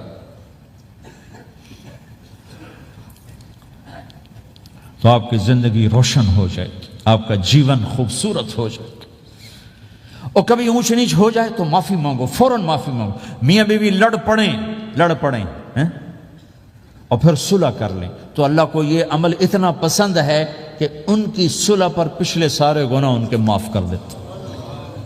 قرآن کی ایک آیت اتری ہی میاں بیوی کی لڑائی پر تھی۔ ایک خاوند اپنی بیوی پہ بڑے ناراض ہو گئے، مسجد میں بیٹھے بیٹھے انہوں نے نیت کی گھر جاؤں گا اور بیوی کی ٹھکائی کروں گا۔ یہ انہوں نے نیت کی، مسجد میں بیٹھے بیٹھے نیت کی گھر جاؤں گا میں انہوں چنگا لتر پھیرنا ہے۔ میرے اللہ تو آسمان زمین اللہ کے لیے تو سب برابر ہے دیکھنا، تو اللہ پاک نے اسی وقت قرآن اتارا، اسی وقت یا ایھا الذین آمنوا ان من ازواجکم و اولادکم عدوا لکم فاحذروہم۔ اے ایمان والو، بیوی بچے اولاد، عدوکم نہیں کہا، عدو لکم، بیچ میں لام لائے ہیں، یہ بتانے کے لیے کہ عدو اصلی معنی میں نہیں ہے، یہ اس معنی میں ہے کہ اے ایمان والو تمہارا بیوی بچوں کے ساتھ ٹھائیا ہو سکتا ہے، کھٹ پٹ ہو سکتی ہے، جھگڑا چھوٹا موٹا ہو سکتا ہے، کیا کرنا ہے؟ فاحذروہم، اس سے بچنا ہے، بڑھانا نہیں، بچنا ہے۔ کیسے بچنا ہے؟ ان تعفو، اس جھگڑے کو بڑھانا نہیں، مٹانا ہے، وتصفحوا، اس کا اثر دل سے مٹانا ہے، وتغفروا، پھر دوسرے کو معاف کرنا ہے۔ یہ تین کام میاں بیوی کرو، اگلا میں کروں گا، فإن اللہ غفور الرحیم، تمہارے پچھلے میں سارے معاف کر دوں۔ تو اگر اس مجمع میں کوئی بیوی سے لڑا بیٹھا ہے تو جاتے جا کے صلح کر، کوئی ماں باپ سے لڑا بیٹھا ہے تو جاتے جا کے صلح کر، کوئی ماں باپ بچوں سے ناراض ہیں جا کے خود مان جائیں۔ اس ماحول میں بچوں کو پیار سے لے کے چلنے کی ضرورت۔ میرے نبی کی زندگی محبت کا شاہکار ہے، ساری زندگی کسی کو ڈانٹا نہیں، ساری زندگی کسی کو ڈانٹا نہیں، اپنی وجہ سے، کسی پہ ہاتھ نہیں اٹھایا، اپنی وجہ سے۔ حسن فرماتے میں نے 10 سال اللہ کے نبی کی خدمت کی، ایک دفعہ نہیں کہا یہ کیوں کیا، ایک دفعہ نہیں کہا یہ کیوں نہیں کیا۔ تو بھائیو یہ خوبصورت زندگی ہے۔ آپ کے ہاں تو خادم نہیں ہوتے، سارا گھرانہ ہی خادم ہوتا ہے، تو میں پاکستان میں ہوں تو میں اگلا چیپٹر بیان کرتا ہوں کہ نوکروں کے ساتھ بھی اچھا سلوک کرو۔ وہ یہاں ہے ہی نہیں، تو آپ پہ ہی بانڈے مانجنے، آپ پہ ہی ٹالر صاف کرنا ہے، آپ پہ ہی گڈی صاف کرنی، ڈرائیور بھی آپ پہ تھے، مالک بھی آپ پہ، پٹرول بھی آپ پہ پاؤ بھائی، چنگا انگلینڈ ہے، پٹرول بھی آپ پہ پاؤ، ہوا بھی آپ پہ بھرو۔ 2.5 لاکھ کی گاڑی یا ڈرائیور آپ پہ، ہماری 2.5 لاکھ پاؤنڈ کی، ہماری 2.5 لاکھ کی سزوکی ہوتی ہے، ہمارا نوکر بیٹھا گاڑی چلا رہا تھا۔ نوکر تو اللہ کی بڑی نعمت ہے، تم اس سے محروم ہو۔ کچھ اس کے فائدے بھی ہیں، کچھ نقصان بھی ہیں، لیکن فائدے زیادہ ہیں۔